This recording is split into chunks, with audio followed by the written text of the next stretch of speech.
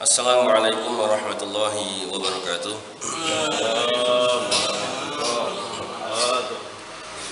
Alhamdulillahirabbil alamin wassalatu wassalamu ala nabiyyina Muhammadin wa ala alihi wa sahbihi ajma'in, amma ba'd. Bapak Ibu sekalian rahimakumullah, segala syukur senantiasa tidak bosan-bosannya kita panjatkan kepada Allah Subhanahu wa taala, yang mana pada pagi hari ini kita masih diberikan kenikmatan yang sangat banyak sekali oleh Allah Subhanahu wa taala, dan kenikmatan terbesar adalah nikmat berupa iman dan Islam. Kita berharap kepada Allah Subhanahu wa taala semoga Allah mengaruniakan keistiqomahan terhadap kita di atas Islam, di atas iman, dan semoga kita semuanya diwafatkan Allah Subhanahu wa taala dalam keadaan husnul khatimah. Amin ya rabbal alamin.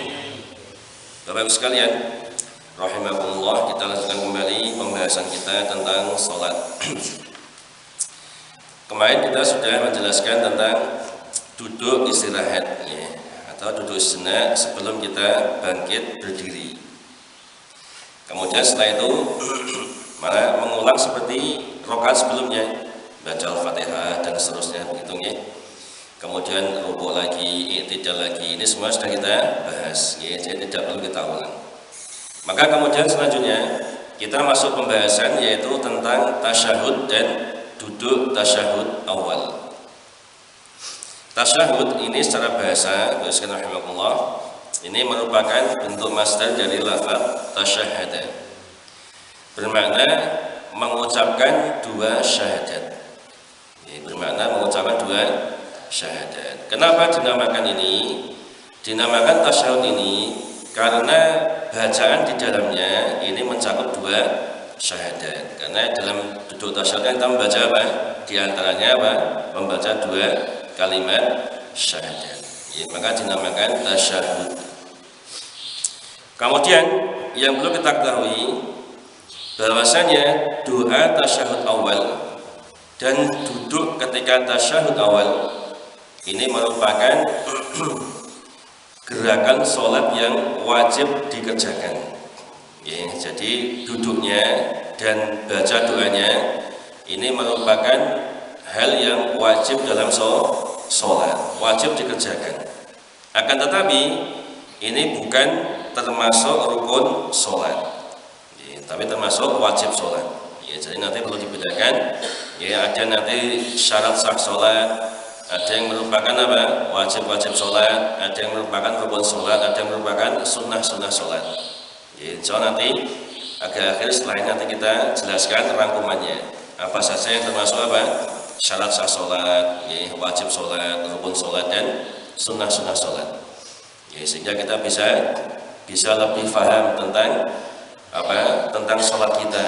Bagaimana kalau kita terlewat tentang sesuatu yang sifatnya sunnah ya, maka berarti tetap sah dan seterusnya. Ini di antara manfaat kita mengetahui pembagian tersebut. Hal ini ya, wajibnya doa dan duduk tasyahud awal ini di antaranya berdasarkan hadis dari Abdullah bin Umar radhiyallahu anhu, di mana Nabi memerintahkan untuk membaca doa tasyahud. Nabi bersabda, "Fa idza shalla ahadukum falyaqul at-tahiyyatu lillah was-shalawatu wat-thayyibat. Assalamu alayka ayyuhan nabiyyu wa rahmatullahi wa barakatuh. Assalamu alayna wa ala ibadillahi shalihin." Jika salah seorang dari kalian sholat, maka ucapkanlah ya, jadi Nabi mengatakan apa? Maka ucapkanlah falyaqul ya, ini merupakan apa? Perintah ya, berarti hukumnya wajib. Hukum asal perintah hukumnya wajib. Maka ucapkanlah at-tahiyyatu lillah was-shalawatu wat-thayyibat. Assalamu alayka ayyuhan nabiyyu wa rahmatullahi wa barakatuh. Assalamu alayna wa ala ibadillahi shalihin. Segala ucapan selamat, salawat, dan kebaikan hanya milik Allah. Semoga salawat serta salam serta rahmat Allah dan berkahnya terlimpahkan kepadamu wahai Nabi, dan terlimpahkan pula kepada seluruh hamba Allah yang soleh. Ini hadis Bukhari dan Muslim. Kemudian Itu tadi dari sisi apa? Bacaan. Nabi merintahkan untuk membaca apa? Bacaan tasyahud tadi itu. Ya. Kemudian dalil lain yang menunjukkan wajibnya tasyahud awal, ya dari sisi apa? Dari sisi gerakan. Ya, jadi duduk tasyahudnya juga wajib. Yaitu hadis dari Rifa'ah bin Rafi radhiyallahu anhu bahwasanya Nabi sallallahu alaihi wasallam bersabda, "Idza anta qumta fi shalatika fakabbirillaha ta'ala, thumma qra' ma tayassara 'alaika minal Qur'an." Wa qala fihi fa idza jalasta fi wasatis sholati fadma'inna waftarish fakhidhaka al-yusra thumma tashahhad. Thumma idza qumta famithla dzalika hatta tafrugha min sholatika. Apabila kamu hendak mendirikan salat, maka bertakbirlah. Kemudian bacalah sesuatu yang mudah bagimu dari Al-Qur'an. Beliau juga bersabda, dan apabila kamu duduk di pertengahan salat, maka duduklah dengan tenang dan dudukkanlah pahamu yang kiri dengan duduk iftirash. Kemudian tasyahudlah. Nah, gitu. Jadi Nabi merintahkan apa? Duduk tasyahud, ya. Maka duduklah dengan tenang dan dudukkanlah pahamu yang kiri dengan duduk iftirash. Kemudian tasyahudlah. Kemudian ketika engkau berdiri mendirikan sholat, maka lakukanlah seperti itu hingga selesai dari sholatmu. Ini hadis hasan riwayat Imam Abu Dawud, Tabrani dan Al-Baihaqi. Kemudian rahimahullah juga perlu dibedakan antara tasyahud awal dan tasyahud akhir. Ya, nanti kita jelaskan ya, kalau tasyahud awal ini merupakan wajib sholat, tidak sampai rukun. Tapi kalau nanti yang tasyahud akhir itu termasuk rukun sholat. Ya, jadi hukumnya berbeda. Apa dalilnya? Yang menunjukkan bahwasanya tasyahud awal ini bukan rukun, tapi merupakan apa? Wajib sholat. Ya. Ini karena Nabi SAW dulu beliau pernah lupa untuk mengerjakannya. Kemudian Nabi tidak menggantinya, ya. Tapi beliau cukup dengan menambahkan apa?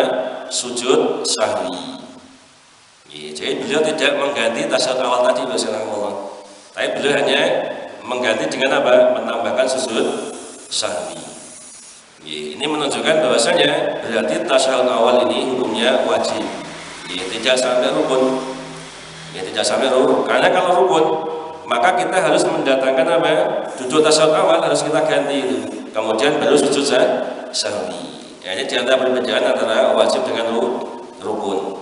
Ya, jadi kalau wajib kita lupa, ya itu apa? Tidak sampai membatalkan sholat. Kalau sengaja batal, tapi kalau tidak sengaja atau lupa tidak batal, cukup dengan menambah apa? Menggantinya dengan sujud sahwi dia harus sholat. Tapi kalau rukun lupa nggak lupa, ya harus apa? Ya diganti seperti itu. Ini berdasarkan hadis dari Abdullah bin Buhainah radhiyallahu anhu. Anna Nabiyya sallallahu alaihi wasallam shalla bihimudh dhuhra faqama fi rak'atainil ulayain lam yajlis. Ya, jadi beliau pernah ketika sholat langsung berdiri, lupa untuk duduk tasyahud awal. Ya. Pertanyaannya, loh Nabi kok bisa lupa? Iya ceritanya. Jadi ini diantara apa? Hikmah Allah Subhanahu wa Ta'ala. Ya, jadi memang Allah sengaja apa? Menjadikan Nabi lupa. Yang pertama apa? Karena beliau juga apa? Manusia. Selain beliau Rasul, beliau juga manusia. Ya, kadang juga lupa. Tapi ingat, lupanya Nabi ini apa? Ada hikmahnya.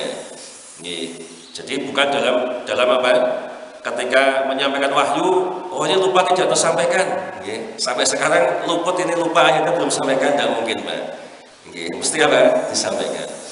Tapi suatu saat Nabi pernah lupa, Allah sengaja menjadikan beliau lupa karena ada hikmah di baliknya. Seperti ini, kenapa Allah menjadikan Nabi lupa di tasyahud awal, sehingga Pak, kita bisa mengambil apa? Pelajaran. Oh, nek lali berarti apa? Cukup dengan begini dan begitu. Seperti ini lali terus piye carane? Ambon, Nabi nggak pernah ngajari, kan bingung kita ya. Maka di antara hikmah apa? Nabi apa? Lupa dalam sholat. Ini apa? Sehingga apa? Dia ada syariat apa tadi? Sujud sahwi. Sehingga kita tahu, oh kalau dalam sholat lupa, oh nanti begini. Karena dulu Nabi pernah ketika lupa melakukan seperti itu, maka kita mencontoh, ada contohnya begitu. Jelas ini ya. Jadi ini bukan celaan apa? Oh Nabi lalian itu, bukan ya. Jadi apa? Ada hikmah tersendiri. Allah sengaja menjadikan beliau lupa begitu. Ya. Sesungguhnya Nabi sholat zuhur bersama para sahabat, beliau bangkit berdiri setelah 2 rakaat pertama, ya jadi setelah 2 rakaat pertama, beliau bangkit berdiri dan tidak duduk tasyahud awal, ya, lam yajlis, dan beliau tidak duduk, ya, beliau lupa langsung berdiri bagi sekalian. Faqaman nasu ma'ahu, ya, maka para sahabat pun juga ikut berdiri, ya.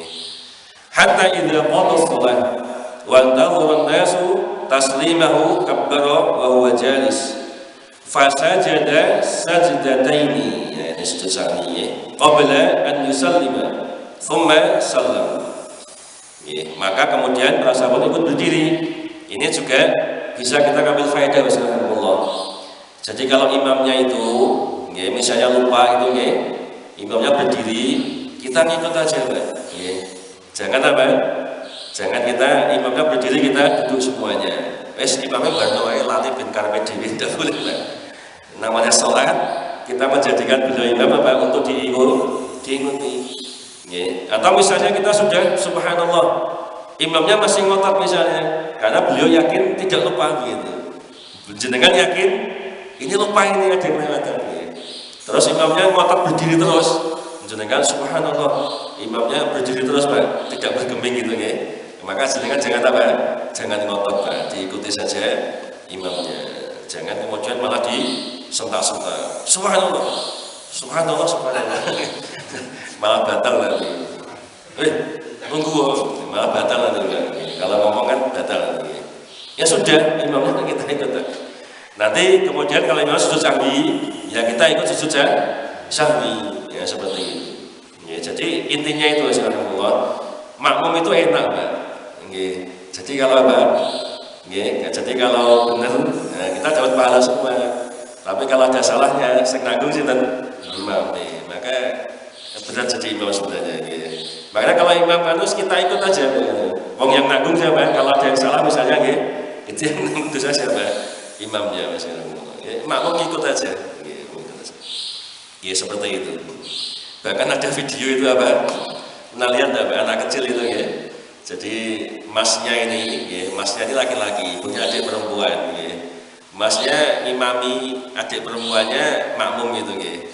Lah masnya ini masih kecil semua, Pak, mungkin SD mungkin. Masnya ini ketika baca apa? Baca surat An-Naba itu, amma yatasaalun ya. Terus tajwidnya itu ada yang salah gitu ya. Lah adiknya ini mungkin lebih pintar itu di apa? Diperbaiki gitu. Amma yatasaalun,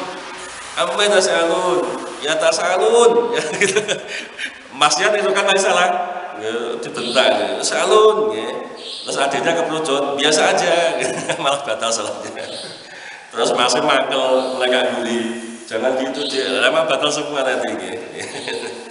Ini contoh aja, ya. Jadi makmum jangan juga kan berlebihan. Sudah, kita kewajiban kita mengingatkan, imam nggak mau ya sudah, nggak mau diingatkan ya sudah, kita ikuti saja. Gitu, so silakan sinten imami. Ini juga sama seperti itu. Ketika Nabi lupa duduk tasyahud awal, beliau langsung berdiri. Para sahabat juga apa? Ikut berdiri.